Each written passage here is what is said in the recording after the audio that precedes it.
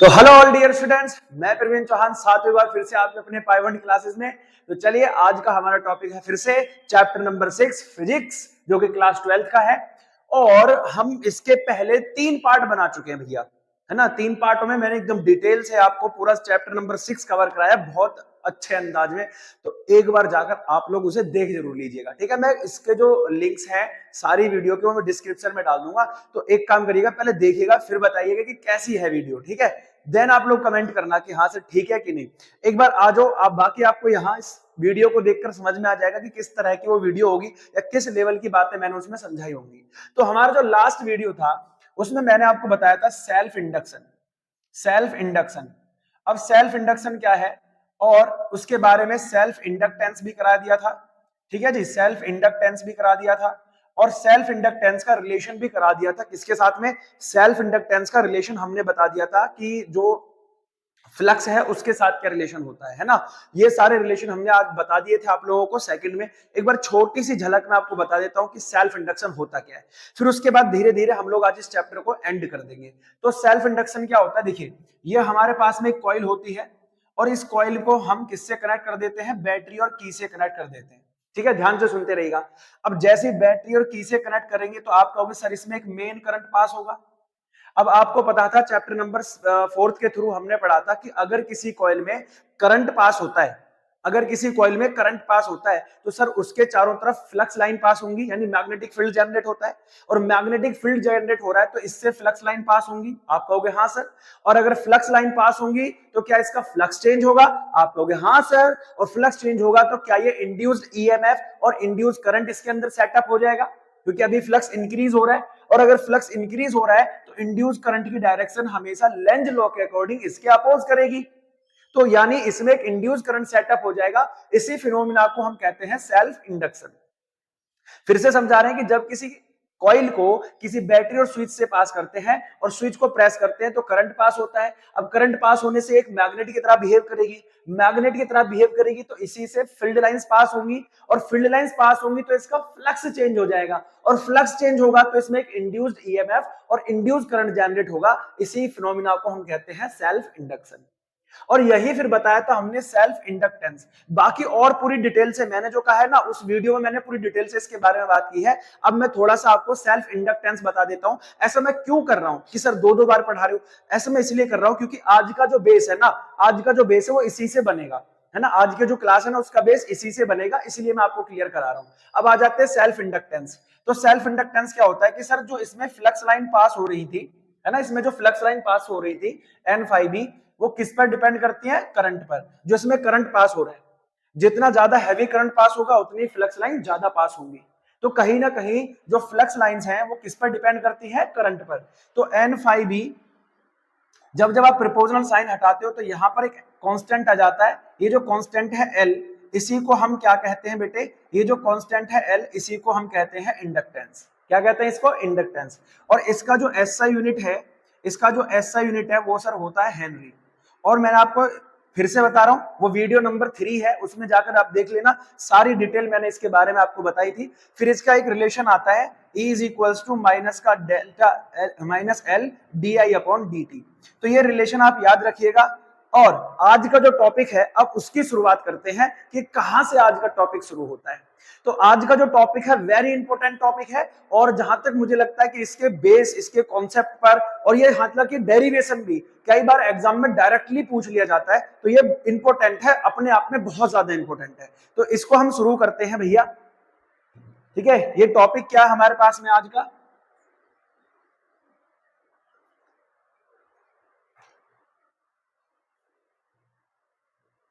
दरवाजा खुला छोड़ आई नींद के मारे। चलिए, तो आज का हमारा टॉपिक है self inductance. Self inductance due to a long solenoid, ठीक है। लॉन्ग सोलेनॉइड, एक लॉन्ग सोलेनॉइड है और इसमें मुझे क्या निकालना है बच्चे?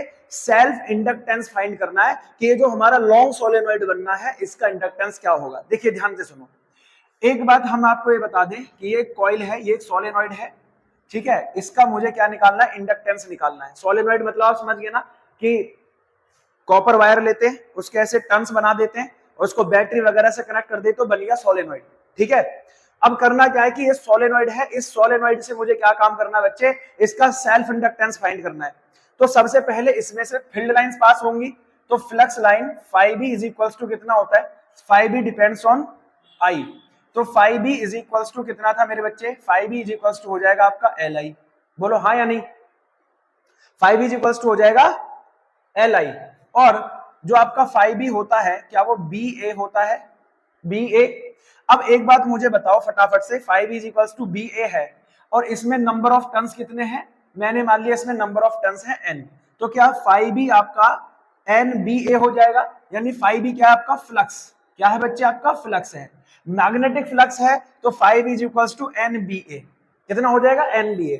अब ये जो मैग्नेटिक फील्ड लाइंस हैं ये किस में जाएंगी, आप कहोगे सर इस सोलेनॉइड में पास होंगी, और अगर मैग्नेटिक फील्ड लाइन पास होती है तो मैग्नेटिक फील्ड ऑफ सोलेनॉइड है ना, मैग्नेटिक फील्ड ऑफ सोलेनॉइड, एक बार बताओ जल्दी से, मैग्नेटिक फील्ड किस में सेटअप होगा, आप कहोगे सर सोलेनॉइड में सेटअप होगा, तो मैग्नेटिक फील्ड कितना आता है भैया सोलेनॉइड का, आप सब जानते हैं एम्पियर के सर्किटल लॉ से हमने इसको प्रूव किया था, है ना, तो B इज इक्वल्स टू होता है सर कितना आ जाता है जल्दी बताओ, B इज इक्वल्स टू हो जाता है म्यू नॉट एन आई अपॉन में L, कितना हो जाता है, ऐसे कर लो, स्मॉल n रहता है यहां पर, अब कभी आप कंफ्यूज हो जाओ, small n mu not N I, ये b की वैल्यू यहां पुट कर दो, तो सर आप कहोगे phi b is equals to हो गया, phi b is equals to जल्दी बताओ कितना हो गया, आप कह रहे होगे सर n और b की वैल्यू कितना है जल्दी बता दो, b की वैल्यू है sir mu not N I, ठीक है, कितना है म्यू नॉट एन आई, एक बार जल्दी से बताओ कोई दिक्कत है,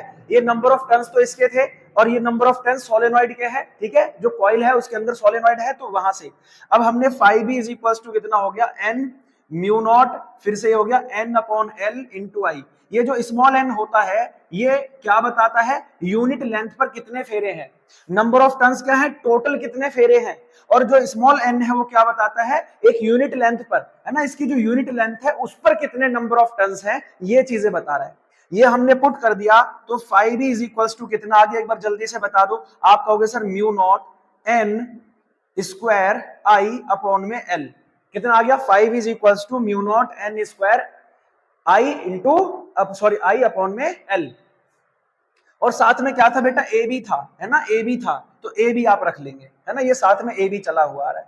अब एक बात मुझे बताओ, क्या phi b is equals to li होती है, एक बार जल्दी से बता दो, आप कह रहे होगे हाँ sir phi b is equals to li भी होता है, तो इक्वेशन नंबर फर्स्ट और इक्वेशन नंबर सेकंड, तो कितना हो गया li is equals to mu not n square I A upon में l, तो क्या i से i कैंसिल हो जाएगा, है ना, i से i कैंसिल हो जाएगा, तो l is equals to mu not n square a upon l, तो किसी भी लॉन्ग सोलेनॉइड का, एक बार ध्यान से सुनिएगा, किसी भी लॉन्ग सोलेनॉइड का, ठीक है, किसी भी लॉन्ग सोलेनॉइड का जो टोटल सेल्फ इंडक्टेंस होता है वो इतना निकल कर आता है ना, फिर से आपको रिपीट कर दूं कि phi b depends on i, है ना, किसी भी कॉइल का, तो phi b is equals to li, और हमें पता है कि जब किसी सोलेनॉइड में फ्लक्स पास होगा तो phi b is equals to Nba होता है, b किसमें है, सोलेनॉइड का मैग्नेटिक फील्ड, सोलेनॉइड का मैग्नेटिक फील्ड हमने एम्पियर के सर्कुटल लॉ से पढ़ा था, म्यू नॉट एन आई होता है, n क्या है, number of turns on a unit length, एक यूनिट लेंथ पर कितना नंबर ऑफ टर्न्स है वो होता है नंबर ऑफ स्मॉल n, तो n is equals to capital N upon a, ये रख दिया हमने यहाँ पर, पुट कर दिया, वैल्यू ये निकल कर आ गई। अब हमें पता था equation number first equation number second दोनों का इक्वल रखा, i से i कैंसिल, और यहाँ पर सेल्फ इंडक्टेंस आ गया।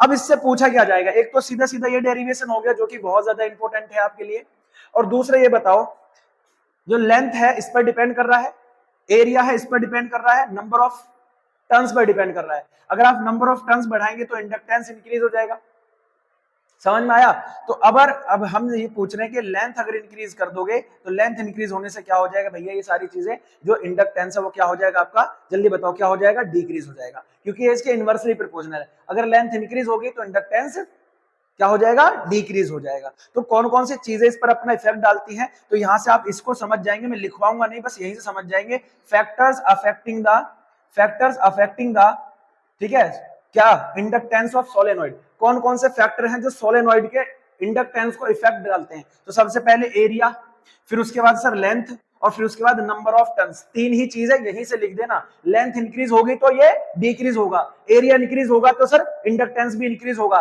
नंबर ऑफ टन्स जितनी ज्यादा होंगी उतना ही इंडक्टेंस भी ज्यादा होगा। सीधी सीधी बात है, कोई बात रटने की जरूरत है ही नहीं आप लोगों को, यहीं से आप लोग लिख देना कि सर ये फैक्टर्स इस पर अपना अपना इफेक्ट दिखाएंगे। बोलो क्लियर हो गया कि नहीं? अब बात समझ में आ गई तो अब चलते हैं energy stored in the coil. जब किसी कॉइल में हम लोग करंट पास करते हैं तो कितनी एनर्जी वो स्टोर कर लेती है, ठीक है। तो नेक्स्ट टॉपिक हमारा यही है। और अगर ये टॉपिक आपको क्लियर हुआ है, अगर ये बात आपको समझ में आई है, तो एक बार फटाफट से चैनल को सब्सक्राइब कर लेना और वीडियो को लाइक कर दो। अब चैनल को सब्सक्राइब करने से फायदा क्या होगा मेरे बच्चे, कि हम लाइव भी आते हैं आपको, है ना, इवनिंग में लाइव भी आते हैं, तो वहां आप अपना डाउट सेशन शुरू कर सकते हैं। वहां अगर आपको कोई क्वेरी रह जाती है, किसी भी 11th 12th 9th 10th कोई सी भी फिजिक्स से आपको कोई दिक्कत रह जाती है, तो भैया हमारा फटाफट से चैनल सब्सक्राइब करो। आपको शाम में आना 8 से 9, 9 से 10 सारे लोग क्लास लेते हैं, मैं भी अपनी क्लास लेता हूँ फिजिक्स की, एक केमिस्ट्री वाले सर हैं वो भी अपनी क्लास लेते हैं। आप लोगों के सारे डाउट क्लियर हो जाएंगे, ये मेरी गारंटी है, ठीक है, ये मेरी गारंटी है, आपके सारे डाउट क्लियर हो जाएंगे। तो आप फटाफट से चैनल को सब्सक्राइब करना, वीडियो को लाइक कर दो और अपने दोस्तों को भी शेयर कर दो, अगर आपको अच्छी लगी तो उन्हें भी जरूर पसंद आएगी, ठीक है। आगे चलते हैं। अब हम नेक्स्ट टॉपिक है हमारा energy stored in a coil. एक कॉइल है, इसमें कितनी एनर्जी स्टोर हो सकती है, ठीक है। अब एक कॉइल है, ध्यान से सुनो, फिर से मैं यही बनाता हूं कि ये एक कॉइल है, इस कॉइल को मैंने कनेक्ट कर दिया स्विच वगैरह और बैटरी वगैरह से। तो इसमें कहा कि सर आपने करंट पास हुआ, करंट पास होगा तो हमें क्या है सर, इसके इंडक्टेंस भी होगा, यानी ईएमएफ, इंड्यूस्ड ईएमएफ आएगा, है ना, इंड्यूस्ड ईएमएफ आएगा, इंड्यूस करंट आएगा, इंड्यूस करंट आएगा। तो कहीं ना कहीं देखिए एनर्जी जो आती है वो कहां से आएगी, जब आप वर्क करोगे। लेकिन अगर इसमें वर्क हो कहां रहा है, पहले तो ये नोटिस करना है कि इसमें वर्क हो कहां रहा है, इस पूरी कॉइल में वर्क कहां हो रहा है। तो देखिए हमें क्या काम करना है, जब हम मेन करंट को पास कर रहे हैं, ये मेन करंट है और ये इंड्यूस करंट है, ठीक है, ये इंड्यूस करंट है। तो जब भी मैं इसमें मेन करंट पास करूंगा कॉइल को, यानी मैं स्विच को प्रेस करूंगा, स्विच को ऑन करूंगा, तो मेन करंट पास होगा। अब मेन करंट को इस इंड्यूस करंट के अपोज काम करना पड़ेगा, क्योंकि इंड्यूस जो हमारा मेन करंट है वो स्टेबल होना चाहता है, जो हमारा मेन करंट है वो स्टेबल होना चाहता है, और स्टेबल होने के लिए उसे किसके अगेंस्ट काम करना पड़ेगा, आप कहोगे सर इंड्यूस्ड करंट के अगेंस्ट काम करना पड़ेगा। और अगर इंड्यूस्ड करंट के अगेंस्ट उसको काम करना पड़ रहा है तो कितना काम करना पड़ेगा सर, तो आप कहोगे सर डी डब्ल्यू, यानी आपने पढ़ा होगा V इज इक्वल टू होता है W/Q। लेकिन एक्चुअली यहाँ V नहीं है, यहाँ तो सर ईएमएफ जनरेट हो रहा था, ईएमएफ तो E होता है। अभी मैं बताओ, जो ईएमएफ होता है वो अपोजिट डायरेक्शन में होगा, जो हमारा मेन करंट है उसके अपोजिट होगा। आप कहोगे हाँ सर, तो यहाँ क्या लगा दीजिए, यहाँ लगा दीजिए माइनस। अब जो W है आपका वो कितना हो जाएगा, W हो जाएगा माइनस E इंटू क्यू। अब छोटा सा वर्क और छोटा सा चार्ज करके जा रहा है, छोटा छोटा करके उसमें जाएगा। तो फटाफट से इसकी शुरुआत कर लेते हैं कि भैया कितना हमारा ये सेटअप होगा। तो अब हम dW इज इक्वल टू होता है माइनस का E इंटू DQ। अब देखिए क्या करना है हमें, E की वैल्यू हमें पता थी सर, मैंने अभी लिखाई थी थोड़ी देर पहले, वीडियो बैक करके ले जाना। E इज इक्वल होता है माइनस का L DI अपॉन में DT। कितना होता है, माइनस का L DI अपॉन में DT।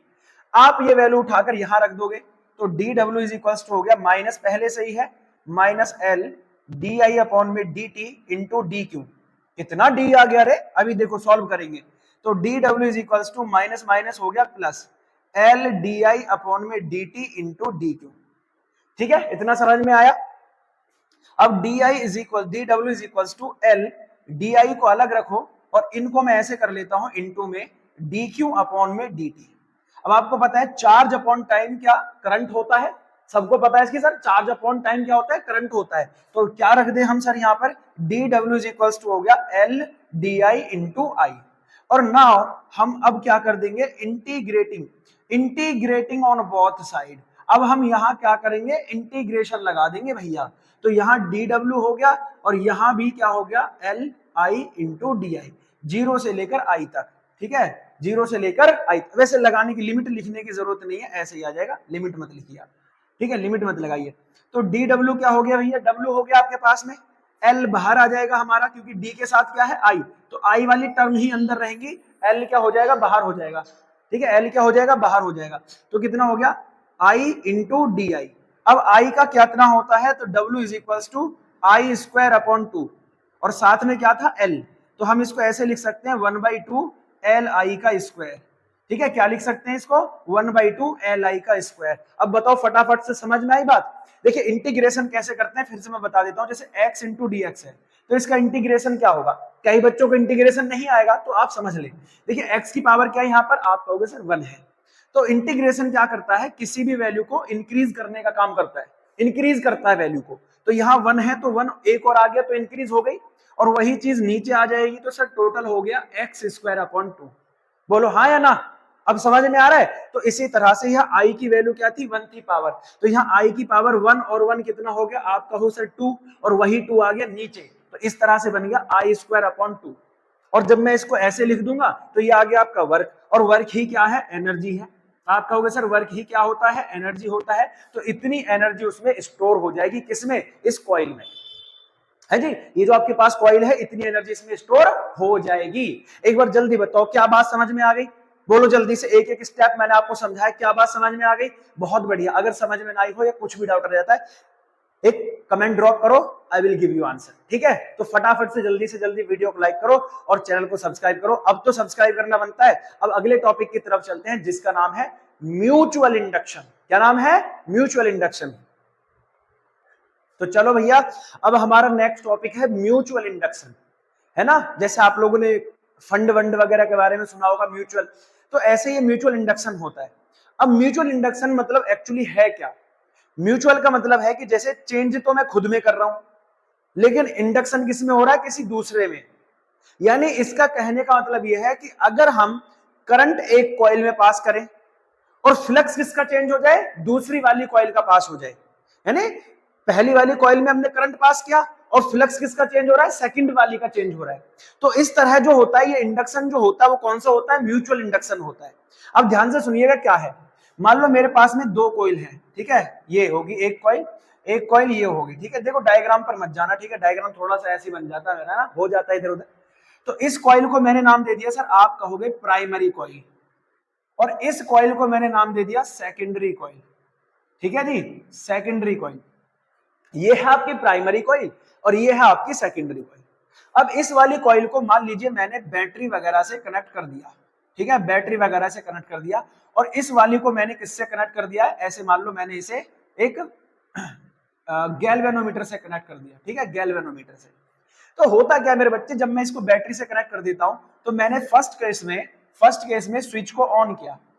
अब स्विच ऑन होगा तो आप कहोगे सर इसमें करंट पास होगा, मान लीजिए इस डायरेक्शन में करंट पास हो रहा है, ऐसे इस डायरेक्शन में करंट पास हो रहा है। ठीक है, लेट आराम से समझते रहिएगा, सारी बातें समझ में आएंगी। अब आप जानते हैं कि जब इसमें करंट पास होगा तो ये अपने चारों तरफ एक मैग्नेटिक फील्ड ड्रॉ करेगा, है ना। यहां पर लिखता हूं मैं कि प्राइमरी कॉइल में, ऐसे समझिएगा, प्राइमरी कॉइल में क्या किया हमने, आप कहोगे सर करंट पास किया, है ना, pass the current, pass the current. और जैसे करंट पास करते हैं तो सर क्या होता है, इसके अराउंड क्या हो जाता है, मैग्नेटिक फ्लक्स आ जाता है। क्या आ जाता है, magnetic flux, magnetic field, sorry magnetic field आएगा। इसके चारों तरफ मैग्नेटिक फील्ड आ गया। तो क्या ये फील्ड लाइंस इस वाली में भी पास होंगी, जल्दी बताओ, क्या ये फील्ड लाइंस सेकेंडरी वाली कॉइल में भी जाएंगी। इसका जो मैग्नेटिक फील्ड है वो इसमें भी तो पास होगा, क्योंकि मैग्नेटिक फील्ड तो ऐसे कर्व बनाएगा ना, नॉर्थ से साउथ, नॉर्थ से साउथ। जल्दी बताओ फटाफट से। तो आप कहोगे हाँ सर, तो आप कहोगे जो मैग्नेटिक फील्ड लाइन थी, मैग्नेटिक फील्ड लाइन, ठीक है, मैग्नेटिक फील्ड लाइन किससे पास होंगी, सेकेंडरी कॉइल से पास होती है। अब सेकेंडरी कॉइल से पास होंगी तो सेकेंडरी कॉइल का क्या होगा, आप कहोगे सर फ्लक्स चेंज होगा। और अगर फ्लक्स चेंज होगा तो क्या होगा, जल्दी बताओ। अगर इसका फ्लक्स चेंज होगा, इस वाली का अगर फ्लक्स चेंज होगा, ठीक है, इस सेकेंडरी कॉइल का अगर फ्लक्स चेंज होगा, ध्यान से सुनिएगा, इस सेकेंडरी वाली का अगर फ्लक्स चेंज होगा तो क्या इसमें इंड्यूस्ड ईएमएफ आएगा, जल्दी बताओ, क्या इसमें इंड्यूस्ड ईएमएफ आएगा। और अगर इंड्यूस्ड ईएमएफ आएगा तो क्या इसमें इंड्यूस्ड करंट भी आ जाएगा, एक बार जल्दी बता दो आप, क्या इसमें इंड्यूस्ड करंट भी आ जाएगा। आप कहोगे हाँ सर, जब जब फ्लक्स चेंज होता है तब तब इंड्यूस्ड ईएमएफ आता है और इंड्यूस्ड करंट भी सेटअप हो जाता है। यानी मैं ये कहना चाह रहा हूं कि इस वाली का फ्लक्स चेंज कर रहे हैं, इस वाली में हम करंट पास कर रहे हैं, तो सेकंड वाली का फ्लक्स चेंज हो रहा है। एक का फ्लक्स चेंज करने से, एक का करंट पास करने से दूसरी वाली में फ्लक्स चेंज हो रहा है। इसी फिनोमिना को हम कह रहे हैं भैया म्यूचुअल इंडक्शन। अब जब इसमें करंट डिक्रीज करेगा, स्विच को ऑफ कर दें, अब स्विच ऑफ वाली कंडीशन में तो क्या कहोगे सर, करंट डिक्रीज होगा, और अगर करंट डिक्रीज होगा तो फिर से फ्लक्स चेंज होगा, क्योंकि अब की बार फील्ड लाइंस डिक्रीज होंगी, और फील्ड लाइन डिक्रीज। हाँ, एक और बात सुनिए अभी पहले, इसमें अगर इसमें हम लोग क्या कर रहे थे, करंट इंक्रीज हो रहा है इस डायरेक्शन में, तो इंड्यूस करंट इसका अपोज करेगा, इंड्यूस करंट क्या करेगा, इसका अपोज करेगा, इसको जाने नहीं देगा, तो इस बार डायरेक्शन अपवर्ड हो गई। पॉइंट क्लियर है। अब क्या हो रहा है सर, हमने स्विच को ऑफ कर दिया, अब स्विच जैसे ही हुआ है तो करंट डिक्रीज हुआ, करंट डिक्रीज हुआ तो फिर से फ्लक्स चेंज हुआ, फ्लक्स चेंज होगा तो फिर से इंड्यूस्ड ईएमएफ आएगा, इंड्यूस्ड ईएमएफ आएगा तो इंड्यूस्ड करंट आएगा, इंड्यूस्ड जब करंट आएगा तो अब की बार वो करंट क्या करेगा, इस मेन करंट को फॉलो करेगा, इसका सपोज करेगा, इसको चाहेगा कि ये फ्लो होता रहे, तो अब की बार जो करंट की डायरेक्शन हो जाएगी वो पहले वाले के बिल्कुल सेम हो जाएगी। तो यही होता है म्यूचुअल इंडक्शन। बोलो क्लियर हुआ कि हम फर्स्ट वाली में प्राइमरी कॉइल में हम लोग क्या कर रहे हैं, करंट पास कर रहे हैं, तो सेकेंडरी वाली का फ्लक्स चेंज हो जा रहा है, इसी फिनोमिना को हमने कहा म्यूचुअल इंडक्शन। बोलो क्लियर हुई अब बात, एकदम समझ में आ गई बात, क्लियर है, बहुत बढ़िया। तो अब वीडियो को लाइक करो फटाफट से। अब इसका भी क्या होता है सर, म्यूचुअल इंडक्शन है तो इसका भी म्यूचुअल इंडक्टेंस होगा, ठीक है, म्यूचुअल इंडक्शन है तो इसका भी म्यूचुअल इंडक्टेंस होगा। तो म्यूचुअल इंडक्टेंस क्या होता है, ठीक है जी, म्यूचुअल इंडक्टेंस। तो म्यूचुअल इंडक्टेंस क्या होता है बच्चे, ध्यान से सुनेंगे, ठीक सभी बच्चे एकदम। तो म्यूचुअल इंडक्शन क्या था, जैसे सेल्फ इंडक्शन था कि कहीं ना कहीं तो नंबर ऑफ फील्ड लाइन है वो आई पर डिपेंड करती है, तो यहां भी आप देखिए, जो मैं फिर से बना देता हूं, कॉइल ये है, ठीक है जी, सेकेंडरी कॉइल ये है आपकी, ठीक है, ध्यान से सुनो। तो फ्लक्स किसका चेंज हो रहा है, आप कहोगे सर सेकेंडरी वाली का, तो आप यहां लिखोगे जो फ्लक्स है φb वो φb2 हो जाएगा, और करंट किसमें पास हो रहा है, आप कहोगे सर प्राइमरी कॉइल में, तो I1 लिख दे, कि कहीं ना कहीं जो सेकेंडरी कॉइल का फ्लक्स है वो करंट के प्रोपोर्शनल है, लेकिन करंट किसमें है, प्राइमरी कॉइल में।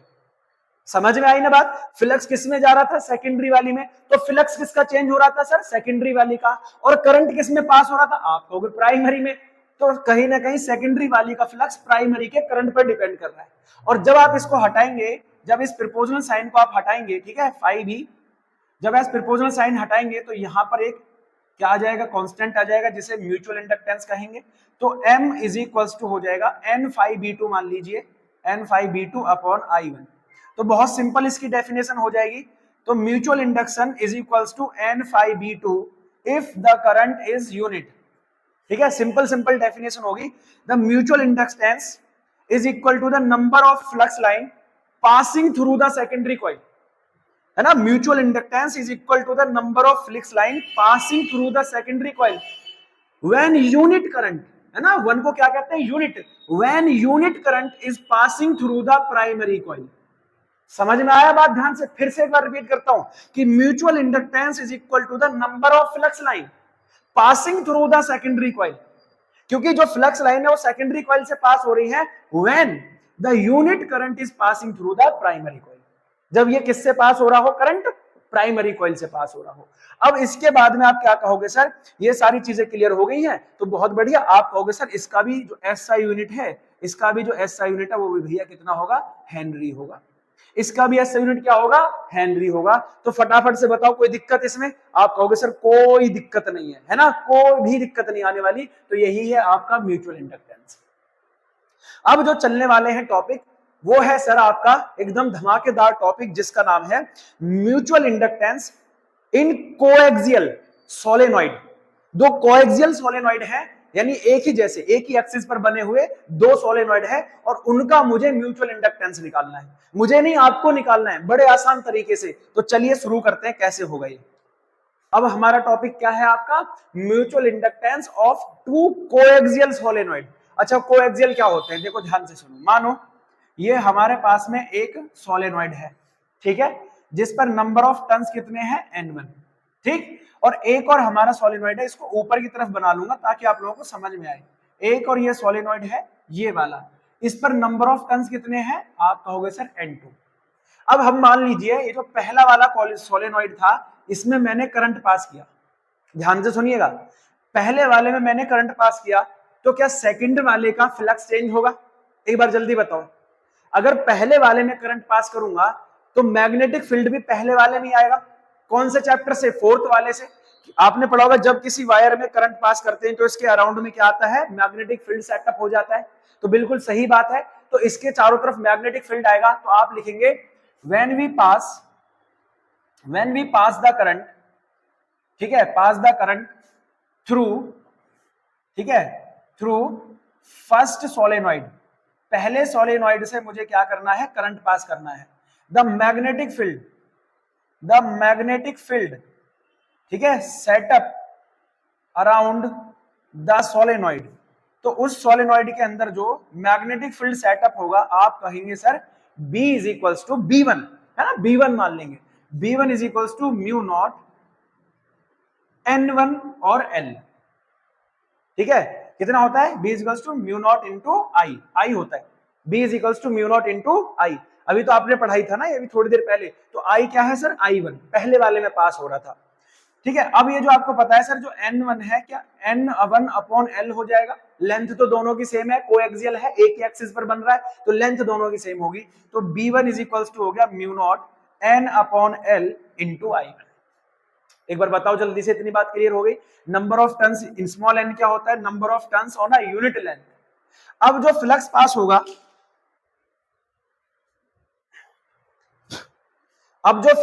होगा, क्या वो सेकेंडरी कॉइल से पास होगा, आप कहोगे हाँ सर, तो फ्लक्स पासिंग थ्रू, ठीक है जी, flux passing through secondary solenoid, ठीक है, सेकेंडरी सोलेनॉइड से कितना होगा, आप कहोगे sir 5B2 is equals to NBA। NBA कितना हुआ, NBA, तो N किसका है, दूसरे वाले का, लेकिन मैग्नेटिक फील्ड किसका है, पहले वाले का। बहुत बढ़िया। अब 5B2 इज इक्वल्स टू, जल्दी बता दो, एक बात बताओ मुझे, म्यू नॉट B1 IA, तो N2 ये रहा, B1 की वैल्यू पुट कर दो, ठीक है, B1 की वैल्यू तो कितना आई है, म्यू नॉट N1 और I अपॉन में L इंटू A, तो सीधा सीधा जो इसका फ्लक्स है 5B2 वो हो गया mu naught N1 N2 I1 A upon में L। एक बार जल्दी बताओ, क्या ये फ्लक्स आ गया, क्या ये फ्लक्स आ गया, आप कहोगे हाँ सर ये फ्लक्स आ गया, लेकिन मुझे क्या फ्लक्स निकालना था, म्यूचुअल इंडक्टेंस, तो आप कहोगे सर म्यूचुअल इंडक्टेंस निकालना था, तो म्यूचुअल इंडक्टेंस क्या होता है, देखो इस I को इधर ले आओ, है ना, ये मल्टीप्लाई में इधर आके डिवाइड करेगी, तो कितना हो गया 5B2 upon I is equals to, यहाँ कितना बचा, mu naught N1 N2 A upon L। अब आप मुझे बता दो कि ये म्यूचुअल इंडक्टेंस M हो जाता है, आप कह रहे हाँ सर, तो ये हो गया sir mu naught N1 N2 A upon में L, कितना हो गया, mu naught N1 N2 upon में L। बस यही आपका म्यूचुअल इंडक्टेंस है ऑफ टू कोएक्सियल सोलेनॉइड, दो कोएक्सियल सोलेनॉइड है, इनका म्यूचुअल इंडक्टेंस इतना होता है sir mu naught N1 N2 A upon में L। एक बार फटाफट से बताओ, क्लियर हुई सारी बातें, आप कहोगे हाँ सर सारी बातें क्लियर है ना। इसमें मैं थोड़ा सा और चेंज कर सकता हूं, जैसे L की मल्टीप्लाई यहां पर और L की मल्टीप्लाई यहां कर दें, तो ये जो म्यूचुअल इंडक्टेंस है म्यू, ये हो जाएगा sir N upon L, N1 upon L क्या हो जाएगा, ठीक है, M is equals to mu naught, ये हो जाएगा N1 और ये वाला क्या हो जाएगा N2 और AL। तो ऐसे भी इसको लिखा जा सकता है स्मॉल n के रूप में, कैपिटल N के रूप में ऐसे लिखा जा सकता है और स्मॉल n के रूप में इस तरह से लिखा जा सकता है। एक बार फटाफट से बताओ, क्लियर होगी सारी चीजें, आप कहोगे हाँ सर बिल्कुल क्लियर है। अब एक लास्ट टॉपिक है प्रिंसिपल ऑफ एसी जनरेटर, ठीक है, क्या बता रहे हैं हम लोग, एसी जनरेटर का प्रिंसिपल क्या है। मैं आपको प्रिंसिपल छोड़ के मैं सारी चीजें आपको बताऊंगा, प्रिंसिपल भी, इसका पूरा कंस्ट्रक्शन भी कैसे वर्क करता है, ये सारी चीजें आपको अभी समझ में आ जाएगी 5 मिनट में। तो पहले ये बताओ कि ये जनरेटर होता क्या है, जल्दी बताओ जनरेटर क्या होता है। आप कहोगे आपने शादी ब्याह में देखा होगा जनरेटर, हम इंजन में डीजल ऑयल डालते हैं और वो रोटेट करता है और जिससे हमारा करंट बनता है, तो एक्चुअली में वो रोटेट कर रहा है और करंट बना रहा है। तो सीधा सीधा कह दो कि सर एक ऐसी डिवाइस है जो मैकेनिकल एनर्जी को, है ना, मैकेनिकल एनर्जी को किसमें कन्वर्ट कर देता है, आप कहोगे सर इलेक्ट्रिक एनर्जी में, है ना, एक ऐसी डिवाइस है जो सर मैकेनिकल एनर्जी को इलेक्ट्रिक एनर्जी में कन्वर्ट कर देता है, ऐसी डिवाइस को हम क्या कहते हैं, जनरेटर। अब ध्यान से सुनना, जो जनरेटर है वो है इसका प्रिंसिपल, तो कौन से प्रिंसिपल पर काम करती है, तो सीधा सीधा आपको समझना है कि यार हमारे पास में क्या होते हैं, दो मैग्नेटिक पोल्स हैं, एक नॉर्थ एंड साउथ, और इनके बीच हमने क्या रख दिया, एक रेक्टेंगुलर कॉइल को रख दिया, ठीक है, which is one sided open, और ये क्या है, ये बाउंडेड है किससे, कॉपर वायर से, और जब हम इसको ऐसे प्लेस कर देते हैं तो क्या होता है सर, इसमें इसको हम घुमाते हैं, रोटेट करेंगे, ऐसे घुमाएंगे इसको, ऐसे घुमाएंगे इसको हम लोग, तो क्या होगा सर, इसमें इंड्यूस्ड ईएमएफ और इंड्यूस्ड करंट प्रोड्यूस होता है। तो बस यही इसका प्रिंसिपल है। और अगर हमें डीसी जनरेटर बनाना है तो याद रखिए यहाँ पर आप सर्कुलर रिंग्स की जगह पर क्या करोगे, कॉम्यूटेटर का इस्तेमाल करोगे।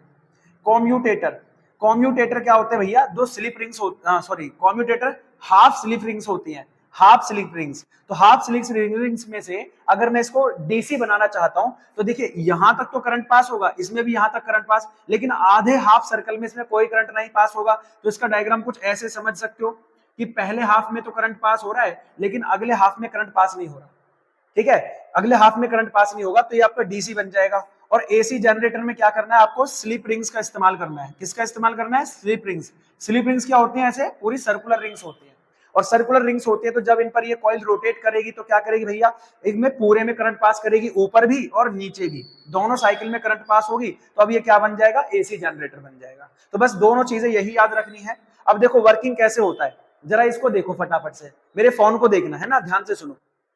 मान लो यहाँ पर ये कॉइल है ना, ऐसे मैंने रख दी कॉइल, अभी ऐसे रखी है, फील्ड लाइन जिससे पास नहीं हो रही।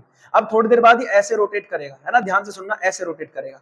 तो यहाँ से जो नंबर ऑफ फील्ड लाइंस है वो इससे ढेर सारी पास होंगी। आप कहोगे हाँ सर, यहाँ से नंबर ऑफ फील्ड लाइन पास होंगी, इधर पास हो रही होंगी, तो नंबर ऑफ फ्लक्स लाइन ढेर सारी पास हुई।